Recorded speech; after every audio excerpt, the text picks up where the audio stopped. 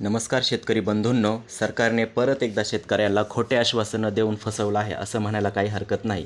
पूरग्रस्त पाहणीच्या दौऱ्यावरती माननीय मुख्यमंत्री देवेंद्रनाथ फडणवीस म्हणले होते की पूरग्रस्तांना सरसकट मदत दिली जाईल आणि तेही दिवाळीपूर्वी. मग शेतकरी बंधूंनो, दिवाळी तर उद्याच आहे ना, आणि आणखीनही बऱ्याच शेतकऱ्यांना त्यांची ही मदत पोहोचलेली नाही.